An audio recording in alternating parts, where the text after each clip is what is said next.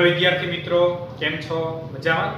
આજે આપણે ધોરણ 10મા ની અંદર ચેપ્ટર નંબર 7 યામ ભૂમિતિ કે જેની અંદર આપણે સ્વાધ્યાય 7.2 વિશે અભ્યાસ કરવાના છે. જેની અંદર તો કે આપણે લાસ્ટ લેક્ચર ની અંદર પણ આપણે સ્વાધ્યાય 7.2 ના ક્વેશ્ચન નંબર 6 સુધી કમ્પ્લીટ કરેલું હતું. જેની અંદર તો કે આપણે ખાસ કરીને વિભાજન સૂત્ર આધારિત અને તો કે મધ્યબિંદુ સૂત્ર આધારિત તો કે આપણે ક્વેશ્ચન સોલ્વ કર્યા. બરાબર, આજે પણ આપણે એ જ ટાઈપના ક્વેશ્ચન સોલ્વ કરવાના છે. તો બધાને જો આગળના 6 ક્વેશ્ચન સમજાણા હશે તો આ ક્વેશ્ચન ઈઝીલી રીતે તો કે આવડી જશે. બરાબર, એટલે બધાએ ખાસ તો કે મધ્યબિંદુનું સૂત્ર કેવી રીતે યુઝ કરવું, વિભાજન સૂત્રનું તો કે આપણી પાસે કોઈ પણ ક્વેશ્ચન હોય તો કેવી રીતે સૂત્ર યુઝ કરવું એ બધાને આવડવું જોઈએ. તો માત્ર તો કે હું કોઈ પણ ક્વેશ્ચનમાં થોડી ઘણી જો તમને હિન્ટ આપી દઉં તો પણ તમે ક્વેશ્ચન ઈઝીલી તો કે તમે કરી શકો. બરાબર, તો ચાલો આપણે જોઈએ ક્વેશ્ચન નંબર 7. તો ક્વેશ્ચન નંબર 7 માં તમને આપેલ છે AB એક વર્તુળનો વ્યાસ છે. તેનું કેન્દ્ર તો કે 2 -3 છે અને B તો કે 1 4 છે. તો બિંદુ એને આપશો. હવે આમ જોઈએ તો તમને એમ આ ક્વેશ્ચન જોતા એવું લાગે આ તો વર્તુળનો ક્વેશ્ચન છે, અહીંયા મૂકવાનું શું કારણ? તો ચાલો આપણે એક આકૃતિ દોરીએ એટલે તમને તો કે ઓટોમેટિક તો કે ખબર પડશે. ચાલો બધા ખાસ જોજો, AB એક વર્તુળનો વ્યાસ છે. ચાલો આપણે એક વર્તુળ દોરીએ છીએ. આ વર્તુળનું તો કે આપણે કેન્દ્ર ચાલો O લઈ લઈએ છીએ અને આ વર્તુળનો તો કે વ્યાસ છે અને આપણે AB લઈ લઈએ છીએ. બરાબર, તો એના કેન્દ્રના એમ તમને આપી દીધા છે. તો 2 -3, તો ચાલો આપણે લખીએ 2 -3. ત્યારબાદ બિંદુ B ના યામ આપી દીધા છે 1 4. આપણે બિંદુ A ના યામ મેળવવાના છે. આપણે ધારો કે બિંદુ A ના યામ x y છે. તો હકીકતમાં આ વર્તુળનો ક્વેશ્ચન છે. તો આ મૂકવાનું શું કારણ? વિચારો બધા.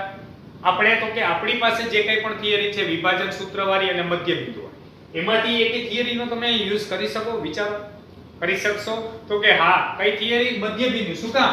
તો કે વર્તુળનું કેન્દ્ર O છે, AB એનો વ્યાસ છે. એનો મીનિંગ એવો થયો OB અને OA બંને શું થાય? ત્રિજ્યા. અને ત્રિજ્યા તો કેવી હોય? સમાન. તો એનો મીનિંગ એવો થયો કે આપણી પાસે AB જે વર્તુળનો વ્યાસ છે તો એટલા માટે O બિંદુ એનું મધ્યબિંદુ થાય. શું થાય? મધ્યબિંદુ. ચાલો તો આપણે લખીએ અહીં.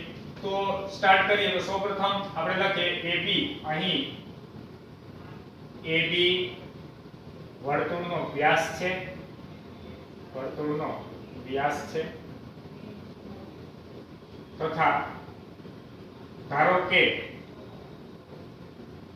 વર્તુળનું કેન્દ્ર O છે. વર્તુળનું કેન્દ્ર O છે. ચાલો, વર્તુળનું કેન્દ્ર O છે તો માટે OA રેખાખંડ AB નું મધ્ય બિંદુ થાય. માટે OA રેખાખંડ AB નું શું થાય? મધ્ય બિંદુ થાય. ચાલો, OA રેખાખંડ AB નું મધ્ય બિંદુ થાય તો એટલા માટે આપણે શું લખી શકીએ? માટે મધ્ય બિંદુના યામ is equal to, ચાલો સૂત્ર શું હતું? x1 x2/2. બરોબર, ત્યારબાદ y યામ પણ એવી જ રીતે y1 y2/2. ચાલો, હવે બધા ક્વેશ્ચનમાં ખાસ ધ્યાન આપજો. હંમેશા તો કે આપણે જે યામ મેળવવા છે એને ડાબી બાજુ તો કે મૂકવાના નથી. જ્યારે મેં તો કે થિયરી ભણાવી હતી ત્યારે કીધું હતું. બરોબર, તો હવે મધ્ય બિંદુ કયું છે? O ના યામ આપણી પાસે કયા છે? 2 -3. તો ચાલો આપણે અહીં લખીએ 2 -3 એના બરાબર ચાલો x1 x2/2 અને y1 y2/2. અત્યારે આપણે x1 અને y1 જે છે ને એને આપણે xy લઈ લઈએ. બરોબર, બેયના xm નો સરવાળો ભાગ્યા 2 અને બેયના ym નો સરવાળો ભાગ્યા 2. ધારો કે તમને જો અઘરું લાગતું હોય તો આને x1 y1 જ ધારવું. તો આપણે અહીંયા સૂત્રમાં x1 y1 એમનેમ જ રાખવાના છે. ચાલો, પરંતુ અત્યારે આપણે અહીંયા બંનેના xm નો સરવાળો એટલે હું ત્યાં x અને y લઉં છું એટલે x + 1/2 એવી રીતે y + 4/2. ફરી એક વાર જોઈએ શું છે અહીંયા? x + 1/2 અને y + 4/2. ચલો, એટલી ખબર પડી. બસ હવે બંનેના તો કે આપણે xm અને ym સરખાવી દઈએ તો આપણે શું આન્સર મળે છે જોઈએ. ચાલો, 2 = x + 1/2. એવી રીતે ym સરખાવીએ તો -3 = y + 4/2. બંનેના xm સરખાવ્યા, બંનેના ym સરખાવ્યા. ચાલો, અહીં બે ભાગાકારમાં આ બાજુ આવે તો ગુણાકારમાં તો ફાઇનલી મળ્યા 2 * 4. આ એટલે કે x + 1. x + 1 બરાબર કેટલા મળ્યા? 4. ચાલો, +1 સામેની બાજુ જશે તો કેવા આવશે? માઈનસ. તો 4 - 1 બરાબર x.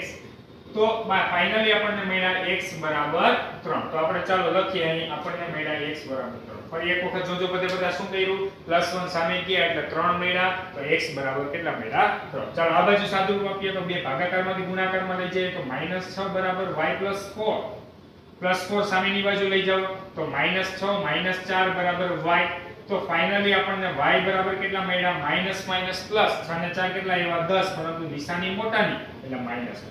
તો આપણને y ની વેલ્યુ મળી ચાલો -10. તો આટલી પેલા બધાને ખબર પડી x બરાબર 3 y બરાબર -10. મેળવવાનું શું હતું? બિંદુ એના યમ. તો ચાલો ફાઇનલ આન્સર લખીએ. માટે બિંદુ એના યમ બરાબર પેલા હંમેશા x યમ લખવાનો છે તો 3 અને y યમ છે આપણી પાસે -10. તો ફાઇનલી બિંદુ એના યમ મળ્યા 3 -10. ખબર પડે છે બધાને? તો અહીંયા જો તમે 3 -10 લ્યો અને આ 1 ચાલ્યો તો પણ તમને કેન્દ્રના યમ શું મળી જાય? 2 -3. ચાલો આખો ક્વેશ્ચન સમજાણો ફરી એકવાર. વ્યાસ છે એટલા માટે તો કે જે વર્તુળનું કેન્દ્ર છે એ આપણી પાસે શું થશે? તો કે એનું મધ્ય બિંદુ થશે વ્યાસનું. ચાલો મધ્ય બિંદુને એના ફોર્મ્યુલાની રીતે આપણને x અને y ની વેલ્યુ મળી. ચાલો હવે ત્યારબાદ જોઈએ તો કે આપણે ક્વેશ્ચન નંબર 8. ક્વેશ્ચન નંબર 8 માં તમને શું આપે છે? a અને b અનુક્રમે તો કે બે બિંદુના યામ આપી દીધા છે.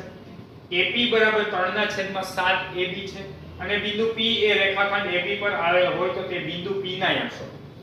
ક્વેશ્ચન વ્યવસ્થિત વિચારજો. થોડોક તો કે અઘરો છે. આની અંદર તો કે તમારે સૌપ્રથમ વિચારવું પડશે કયું બિંદુ વિભાજન કરે. તો બિંદુ P રેખાખંડ AB પર આવેલું છે. બિંદુ P જે છે એ રેખાખંડ AB પર આવેલું છે. એનો મતલબ P બિંદુ રેખાખંડ AB નું વિભાજન કરે છે.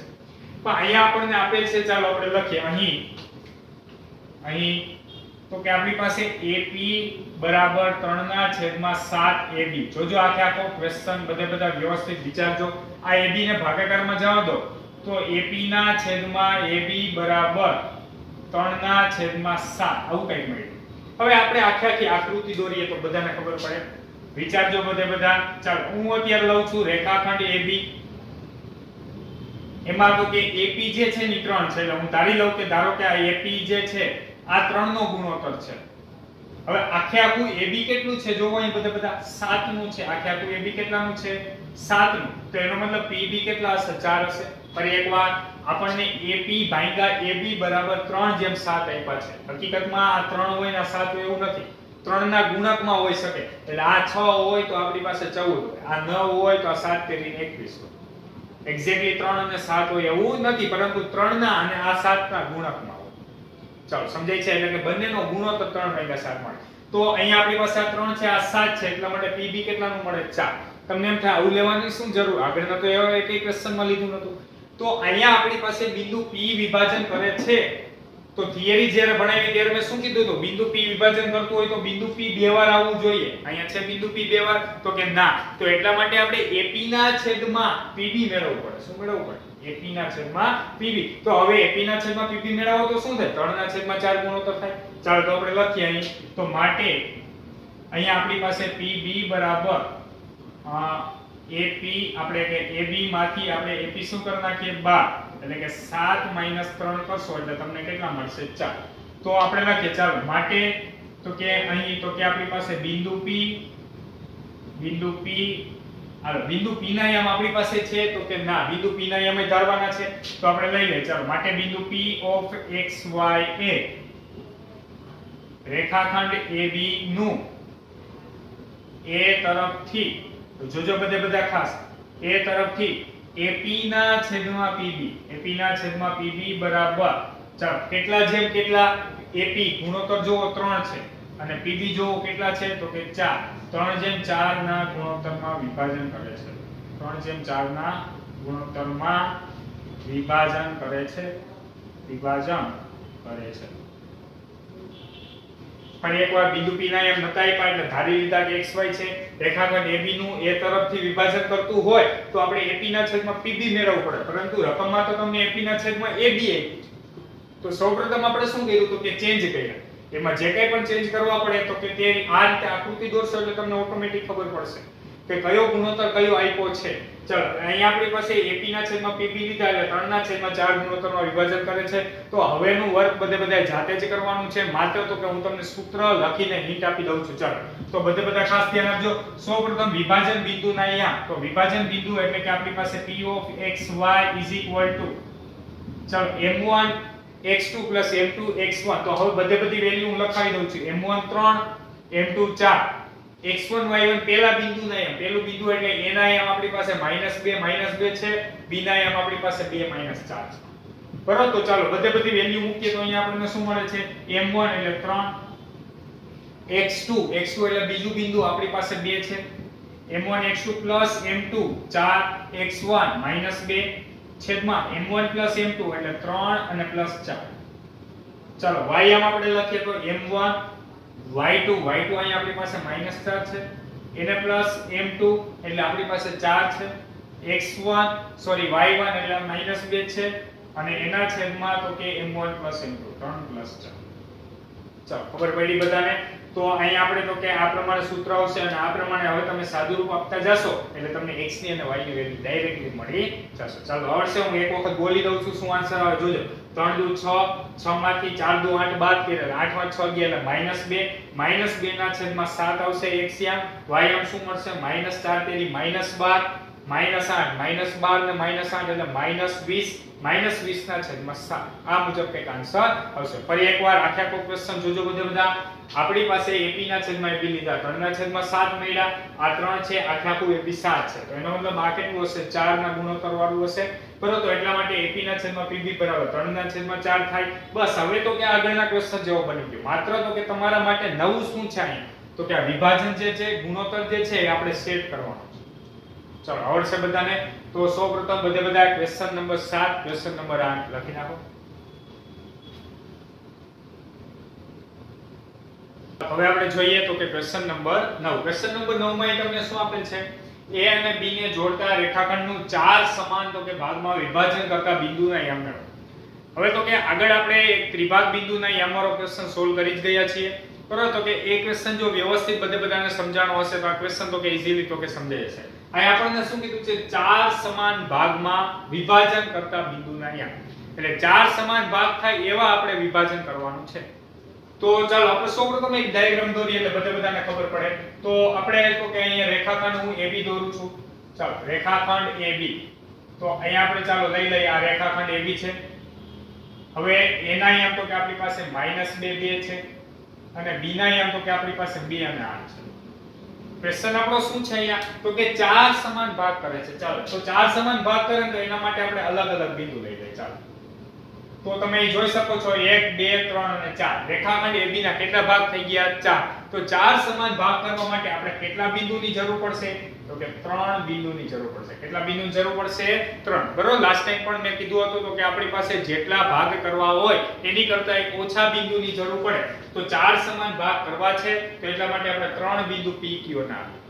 ચાલો આટલી પહેલા બધાને ખબર પડી. તો હવે આ ત્રિભાગ બિંદુના યામવાળો જે ક્વેશ્ચન કર્યો તો એના કરતા પણ ઈઝી થઈ જાય. શું કામ, તો કે 4 સમાન ભાગ કરે છે એટલે હું બધાને 1:1 નો ગુણોત્તર લઈ લઉં. ચાલો આને ભાગ્યા 1, આ બધાને 1 તો કે આપણે ભાગ લઈ લઈએ. તો હવે બધા વિચારો, Q બિંદુ જે છે, Q બિંદુ આ બાજુના કેટલા ભાગ થયા 2, આ બાજુના કેટલા ભાગ થયા 2, તો એનો મતલબ એવો થયો Q બિંદુ રેખાખંડ AB નું મધ્ય બિંદુ થાય. હા કે ના? તો એવી રીતે આપણને Q બિંદુના યામ મળી જાય. હવે જો ધારો કે તમારે P બિંદુના યામ પેલા મેળવવા છે તો તમે આગળના ક્વેશ્ચનની જેમ અહીંયા કેવું લખી શકો, P બિંદુ રેખાખંડ AB નું 1 કેટલા ગુણોત્તરમાં 3 ગુણોત્તરમાં વિભાજન કરો. સમજાય છે બધાને? પરંતુ આપણે વિભાજન સૂત્રવાળી તો કે પ્રોસેસ જે છે થોડીક લેન્ધી છે. તો એટલા માટે આપણે શું કરશે, ડાયરેક્ટલી મધ્ય બિંદુના યામથી તો કે ક્વેશ્ચન સોલ્વ કરીશું. Q બિંદુ જે છે ઈ આપણી પાસે AB નું મધ્ય બિંદુ થાય. એવી રીતે P બિંદુ છે તો ઈ એ Q નું મધ્ય બિંદુ થાય. તો ઈ પહેલા આપણે Q ના યામ મેળવવા પડશે. બરાબર, ત્યારબાદ તો કે આપણે એ થિયરી નો એપ્લાય કરી શકીએ. ચાલો તો આપણે લખીએ, ધારો કે રેખાખંડ AB ના 4 સમાન ભાગ કરતા બિંદુના બરાબર અથવા બિંદુઓ ચલો P Q R છે. ધારો કે રેખાખંડ AB ના 4 સમાન ભાગ કરતા બિંદુઓ P Q અને R છે. ચાલો તો સૌપ્રથમ આપણે લખીએ અહીં બિંદુ QA રેખાખંડ AB નું મધ્ય બિંદુ થાય. રેખાખંડ AB નું મધ્ય બિંદુ થાય. હા કે ના? બરોબર, તો કે બિંદુ Q જે છે રેખાખંડ AB નું શું થશે, મધ્ય બિંદુ. ચાલો તો આપણે લખીએ માટે બિંદુ Q ના યામ ક્વેશ્ચન સાવ સિમ્પલ છે. માટે બિંદુ Q ના યામ. ચાલો Q ના યામ આપણે કેવી રીતે મળશે? AB નું મધ્ય બિંદુ છે, ઈ બંનેના x યામ નો સરવાળો ભાગ્યા 2, ઈ બંનેના y યામ નો સરવાળો ભાગ્યા 2. તો અહીં બધા ખાસ ધ્યાન આપજો. ચાલો -2 + 2 આખાના છેદમાં શું આ 2, એવી રીતે y1 + y2/2 એટલે 2 + 8 આખાના છેદમાં 2. તો ફાઇનલી આપણને અહીં શું મળ્યું? 0/2 અને 8 ને 2 કેટલા આવ્યા? 10/2. ચાલો 0/2 ગમે એ સંખ્યા હોય તો શું આન્સર આવે? 0. 10/2 કરીએ તો કેટલા આવ્યા? 5. તો બિંદુ Q ના યામ તમને મળી ગયા 0 અને 5. 0 અને 5. ચાલો હવે બિંદુ Q ના યામ મળી ગયા. હવે આપણો ક્વેશ્ચન સાવ ઈઝી. આ A ના યામ છે, Q ના યામ છે, તો P બિંદુ એનું મધ્ય બિંદુ થાય. કોનું? A Q નું. એવી રીતે હું એમ કહું R જે છે ઈ Q B નું મધ્ય બિંદુ થાય. કારણ તો કે 1 જેમ 1, અહીંયા પણ એવી જ રીતે 1 જેમ 1. સમજાય છે? ચાલો તો હવે આપણે લખીએ. હવે બિંદુ P એ રેખાખંડ AQ નું મધ્ય બિંદુ થાય.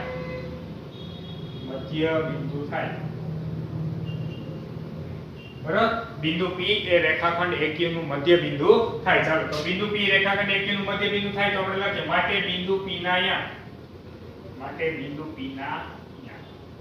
ચાલો હવે બધાએ જે ખાસ ધ્યાન રાખવાનું છે તે આ રાખવાનું છે. A અને Q બિંદુ ધ્યાનમાં લેવાના. એ કે સિવાય ઈ સિવાયના બધા બિંદુ તો કે ભૂલી જાવ.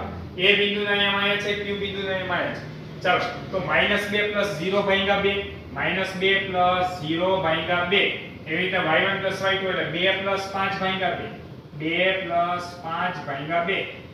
તો ફાઇનલી તો કે -2 + 0/2 કરીએ તો -2 ના છેદમાં 2 આવ્યા. 5 ને 2 કેટલા આવ્યા? 7 ના છેદમાં 2 આવ્યા.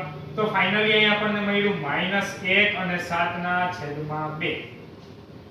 આપણને શું મળ્યું? 2/2 કરશો એટલે 1 મળ્યા. 7/2 તો -1 અને 7/2 કોના યામ મળી ગયા? P ના. ચાલો હવે આપણે કોના યામ મેળવશી? R ના યામ. તો આપણે લખીએ હવે બિંદુ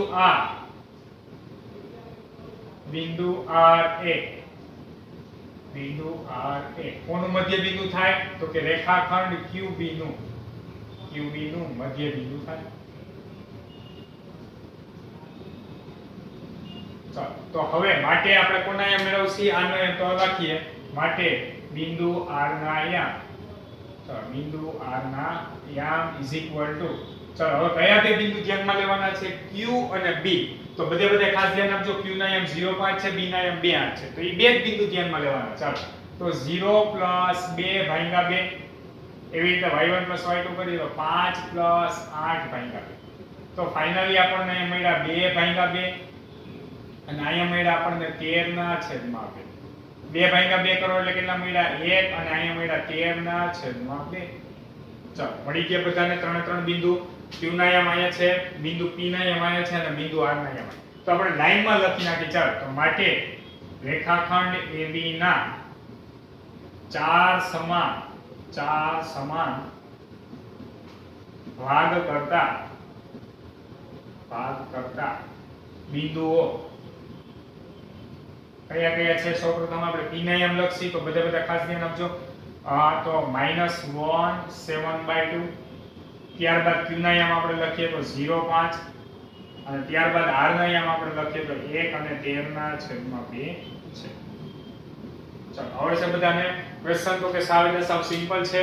સૌપ્રથમ આખો તો કે આકૃતિ પરથી બધાને જો ક્વેશ્ચન સમજાવો તો આ બધું સાવ મનમાં પણ તમે કેલ્ક્યુલેશન કરી શકો. જો કેવી રીતે Q બિંદુ AB નું મધ્ય બિંદુ છે બધાને ખબર પડી ગઈ. મનમાં કેલ્ક્યુલેશન કરો. 2 માંથી 2 ગયા 0/2 0 આવી ગયા. 8 ને 2 10 10/2 કરો એટલે કેટલા આવ્યા? 5. Q ના મળી ગયા. હવે P બિંદુ છે એ AQ નું મધ્ય બિંદુ થાય. આ બેનો સરવાળો કરો. 0 - 2/2 કરો. -2/2 -1 અને 5 ને 2 7 ના છેદમાં 2. તો અહીં -1 અને 7 ના છેદમાં 2 આવી ગયા. ચાલો હવે આપણે R ના યામ મેળવવા છે ઈ પણ મનમાં જ કરો. 0 + 2/2 2/2 એટલે 1. 5 ને 8 13 ના છેદમાં 2. તો અહીંયા ફાઇનલી તો કે ત્રીજું બિંદુ પણ મળે. બરાબર? આખો ક્વેશ્ચન તમે આવી રીતે મનમાં પણ તમે ત્રણ બિંદુને મેળવી શકો. વિભાજન જો સૂત્ર યુઝ કરવું હોય તો એમાં થોડી લેન્ધી પ્રોસેસ થાય. પરંતુ મધ્ય બિંદુ વાળી પ્રોસેસ સાવ ઈઝી છે. એટલે જ્યાં પણ તમારે મધ્ય બિંદુથી જો કામ થતું હોય તો ત્યાં આપણે મધ્ય બિંદુના સૂત્રની રીતે જ તો કે આપણે ક્વેશ્ચન સોલ્વ કરવાનો છે. તો સૌપ્રથમ બધા ક્વેશ્ચન નંબર લખી નાખો. ત્યારબાદ આપણે આગળના ક્વેશ્ચન જોઈએ.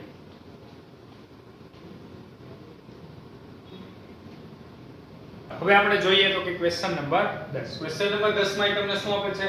સમબાજુ ચતુષ્કોણના ક્રમિક શિરોબિંદુઓ ચારે ચાર આપી દીધા છે. આપણે એનું ક્ષેત્રફળ મેળવવું છે.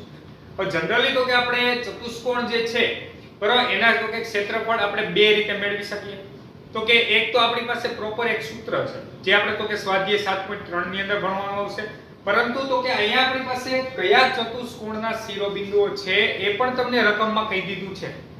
તો એટલા માટે આપણી પાસે 9મા ધોરણની અંદર દરેકે દરેક ચતુષ્કોણના ક્ષેત્રફળની જે ફોર્મ્યુલા આવી ગઈ તો એ ફોર્મ્યુલાની મદદથી તો કે આપણે ક્ષેત્રફળ મેળવી શકીએ. બરાબર. બીજું એક તો કે 7.3 ની અંદર એક મેથડ આવશે કે આપણી પાસે જે કાંઈ પણ ચતુષ્કોણ હોય એમાં કોઈ પણ એક વિકર્ણ દોરીએ એટલે આપણને બે ત્રિકોણ મળે અને બંને ત્રિકોણના તો કે આપણી પાસે ક્ષેત્રફળનો સરવાળો કરશી એટલે તો કે તમને ચતુષ્કોણનું ક્ષેત્રફળ મળી જશે. પરંતુ અહીંયા આપણે તો કે સૂત્રવાળી મેથડ નહીં યુઝ કરીએ કારણ તો કે ઓલરેડી આપણને કહી દીધું છે કે સમબાજુ ચતુષ્કોણ છે. તો એટલા માટે તો કે આપણે એનું ક્ષેત્રફળની ફોર્મ્યુલા 9મા ધોરણ ઉપરથી તો કે આપણે અહીંયા ક્ષેત્રફળ મેળવવાના છીએ. તો ચાલો આપણે સૌપ્રથમ તો કે આપણે સ્ટાર્ટ કરીએ. તો અહીં આપણી પાસે જે સમબાજુ ચતુષ્કોણ હોય તો સૌપ્રથમ હું સૂત્ર લખું એટલે તમને બધાને વધારે આઈડિયા આવે કે આપણે શું મેળવવું છે એ ખબર પડે. ચાલો સમબાજુ ચતુષ્કોણનું ક્ષેત્રફળ, સમબાજુ ચતુષ્કોણનું ક્ષેત્રફળ ઇઝ ઇક્વલ ટુ 1/2 ગુણ્યા બંને વિકર્ણનો ગુણાકાર, બંને વિકર્ણનો ગુણાકાર, બંને વિકર્ણનો ગુણાકાર. બરાબર. ફરી એક વખત આપણે જોઈએ સૂત્ર શું છે તો કે 1/2 ગુણ્યા બંને વિકર્ણોનો ગુણાકાર કરો એટલે તમને શું મળી જશે? સમબાજુ ચતુષ્કોણનું ક્ષેત્રફળ. સૌપ્રથમ તો કે આપણે એક રફલી તો કે આકૃતિ દોરીએ એટલે તમને બધાને વધારે ખબર પડે. આકૃતિ દોરવી ફરજિયાત નથી, માત્ર શું મેળવવું છે એ તમને ખબર પડે એટલા માટે. ચાલો હવે સૂત્ર શું આવ્યું? 1/2 ગુણ્યા બંને વિકર્ણોનો ગુણાકાર એટલે એક આપણી પાસે AC વિકર્ણ અને એક આપણી પાસે BD વિકર્ણ. તો અહીંયા આપણી પાસે શિરોબિંદુના યામ છે ચાલો 3 0. B બિંદુના યામ આપણે લઈ લઈએ 4 5. C બિંદુના યામ આપણે લઈ લઈએ -1 4 અને D બિંદુના યામ આપણે લઈ લઈએ -2 -1. તો સૌપ્રથમ આપણે શું કરશી તો કે અહીંયા વિકર્ણ AC ની લંબાઈ મેળવી લઈ અને વિકર્ણ BD ની લંબાઈ મેળવી લઈ. કારણ તો કે બંને વિકર્ણોનો ગુણાકાર કરવો છે પણ વિકર્ણની લંબાઈ તો હોવી જોઈએ ને. તો વિકર્ણની લંબાઈ મેળવવા માટે આપણે શું કરશે તો કે અંતરસૂત્ર પરથી AC ની લંબાઈ અને અંતરસૂત્ર પરથી BD ની લંબાઈ મેળવી લઈ. ઈ મળી જાય પછી તો કે આપણે બંનેનો ગુણાકાર કરશે અને આગળ 1/2 વડે ગુણી નાખશે એટલે આપણને ક્ષેત્રફળ મળી જશે. ચાલો શું કરવું એ આખા ક્વેશ્ચનમાં બધાને ખબર પડી ગઈ. બસ તો ચાલો આપણે સૌપ્રથમ AC મેળવી લઈએ. તો હવે તો કે અહીં આપણે લખીએ ચાલો અહીં A બિંદુના યામ આપણે 3 0 લીધા છે. ચાલો A 3 0. B તો કે આપણી પાસે 4 5. C ના યામ તો કે આપણી પાસે -1 4 અને D ના યામ તો કે આપણી પાસે -2 -1 છે. તો હવે માટે AC બરાબર વર્ગમૂળની અંદર ચાલો AC વચ્ચે અંતર ફોર્મ્યુલા આપણે લગાડવી છે તો 3 - - +1 આવશે. 3 - - x +1 નો વર્ગ. ત્યારબાદ તો કે 0 અને ત્યારબાદ તો કે -4 નો વર્ગ. ફરી એકવાર આખું જોઈએ શું કહ્યું તો કે વર્ગમૂળની અંદર x1 - x2 નો વર્ગ, 3 - - +1 નો વર્ગ, 0 - તો કે 4 નો વર્ગ. ચાલો અંતરસૂત્ર આપણે સાદુરૂપ આપીએ તો 3 ને કેટલા આવ્યા તો કે 4, 4 નો વર્ગ એને પ્લસ 0 માંથી -4 ગયા એટલે કેટલા આવ્યા -4 નો વર્ગ. તો ફાઇનલી આપણને મળ્યા 4 નો વર્ગ 16 એને પ્લસ તો કે -4 નો વર્ગ 16. ચાલો 16 ને 16 કેટલા મળ્યા તો કે વર્ગમૂળની અંદર 32. હવે 16 દુ 32 થયા. 16 દુ 32 તો એમાંથી આપણે 4 બહાર કાઢી લઈએ અને બાકીનું તો કે કેટલા મળ્યા 2. નો ખબર પડે તો એક સ્ટેપ વધારે લખ દો. અહીંયા 16 દુ 32 એમાં 16 નું વર્ગમૂળ 4 બહાર લીધા અને તો કે √2 એમ નંબર લીધા. આ આપણને શું મળ્યું તો કે AC ની લંબાઈ. એટલે જો તમે આ ચતુષ્કોણ દોરો અને AC ની લંબાઈ માપો તો 4 વર્ગમૂળ 2 જેટલી એની લંબાઈ થાય. ચાલો તો આની પર આપણે એક બોક્સ કરી દઈએ. હવે ત્યારબાદ આપણે વિકર્ણ BD લઈ લઈએ. ચાલો વિકર્ણ BD બરાબર વર્ગમૂળની અંદર તો ફાઇનલી આપણી પાસે B અને D વચ્ચે અંતરસૂત્ર લગાડીએ. B બિંદુ અહીંયા છે, D બિંદુ અહીંયા છે. ચાલો 4 - - +2 તો 4 + 2 નો વર્ગ એને પ્લસ 5 - - +1 એટલે 5 + 1 નો વર્ગ. સમજાય છે? ફરી એકવાર જોઈએ. અહીંયા તો કે 4 - - +2 5 - - +1 નો વર્ગ. ચાલો આગળ સાદુરૂપ આપીએ તો 4 ને 2 કેટલા આવ્યા તો કે 6 નો વર્ગ એને પ્લસ 5 ને કેટલા આવશે તો કે 6 નો વર્ગ. તો અહીંયા 6 નો વર્ગ કેટલો થાય તો કે 36. એવી રીતે અહીંયા પણ કેટલા આવ્યા 6 નો વર્ગ 36. તો 36 36 બે વખત આવ્યા. 36 દુ કેટલા થાય 72 તો 36 નું વર્ગમૂળ 6 લઈ લઈએ અને 12 કેટલા આવશે 2. ફરી એકવાર જોજો, અહીંયા આપણે 36 ગુણ્યા 2 લખી શકીએ. એમાંથી 36 નું વર્ગમૂળ 6 કાઢ્યું અને 2 ને આપણે વર્ગમૂળમાં રાખ્યા. ચાલો, તો અહીંયા આપણી પાસે BD પણ મળી ગયું છે. તો BD બરાબર કેટલા મળ્યા? તો કે 6 વર્ગમૂળમાં 2. તો હવે આપણે તો શું મેળવવાનું છે? તો કે ક્ષેત્રફળ. તો આપણે લખીએ માટે સમબાજુ ચતુષ્કોણ. ચલો, સમબાજુ ચતુષ્કોણનું ક્ષેત્રફળ, ચતુષ્કોણનું ક્ષેત્રફળ મેં ઓલરેડી એક વખત સૂત્ર લખ્યું છે એટલે એમ ડાયરેક્ટલી લખું છું. ચાલો 1/2 ગુણ્યા બંને વિકર્ણનો ગુણાકાર એટલે AC ગુણ્યા આપણે શું કરશી? BD. ચાલો 1/2 એમ નામ રાખીએ છીએ. AC કેટલા છે જોવો જી? તો કે 4 વર્ગમૂળમાં 2 એને ગુણ્યા BD કેટલા છે? 6 વર્ગમૂળમાં 2. તો ફાઇનલી આપણી પાસે અહીંયા આવું કંઈક છે 1/2. બરાબર, અહીંયા આપણે લખીએ વ્યવસ્થિત. તો 1/2 એને ગુણ્યા 6 ચોક કેટલા આવ્યા? 24 અને √2 ગુણ્યા √2 કરીએ તો √2 નો શું આવે? વર્ગ. √2 નો વર્ગ અને √2 નો વર્ગ કરો તો કેટલા થઈ જાય? તો કે વર્ગમૂળ કેન્સલ એટલે 1/2 એને ગુણ્યા 24 એને ગુણ્યા √2 નો વર્ગ 2. તો ફાઇનલી તો કે આ 2 અને આ 2 કેન્સલ થઈ જશે એટલે આપણને મળ્યા તો કે 24. તો ફાઇનલી આપણી પાસે આન્સર મળી ગયો 24 અને આ આપણી પાસે ક્ષેત્રફળ છે એટલે આપણે એનો એકમ લખી નાખીએ એકમ સ્ક્વેર. અહીંયા મીટર કે સેન્ટીમીટર એવો કંઈ પણ એકમ નથી એટલા માટે આપણે શું લખી નાખીએ? એકમ સ્ક્વેર. ફરી એકવાર જોઈએ, સિમ્પલ જ ક્વેશ્ચન છે. આપણે તો કે સમબાજુ ચતુષ્કોણ કહી દીધું છે એટલા માટે ડાયરેક્ટલી આપણે વિકર્ણનો ગુણાકાર તો AC અને BD મેળવવાની જરૂર પડે. તો વિકર્ણ AC ની લંબાઈ મેળવી લીધી, વિકર્ણ BD ની લંબાઈ મેળવી એને ગુણ્યા 1/2 કર્યા. ફાઇનલી આપણને આન્સર મળ્યો 24 એકમ સ્ક્વેર. ચાલો, આવડશે બધાને? તો સૌપ્રથમ બધા ક્વેશ્ચન નંબર 10 લખી નાખો.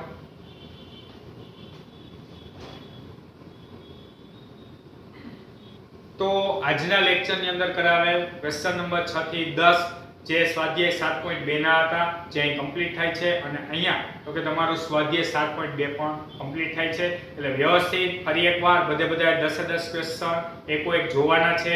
બધા ક્વેશ્ચનની અંદર શું શું ડિફરન્સ છે સમજવાનો છે. બરાબર, એક સાથે આખું સ્વાધ્યાય કરશો તો તમને ઈઝી લાગશે. એટલે એક વખત આ 10 ક્વેશ્ચન થઈ જાય પછી બધાએ ખાસ તો કે એક વખત બધા ક્વેશ્ચન જોઈ લે. બરાબર, નેક્સ્ટ લેક્ચરની અંદર તો કે આપણે આગળના તો કે સ્વાધ્યાયના ક્વેશ્ચન સોલ્વ કરીશું. Thank you so much.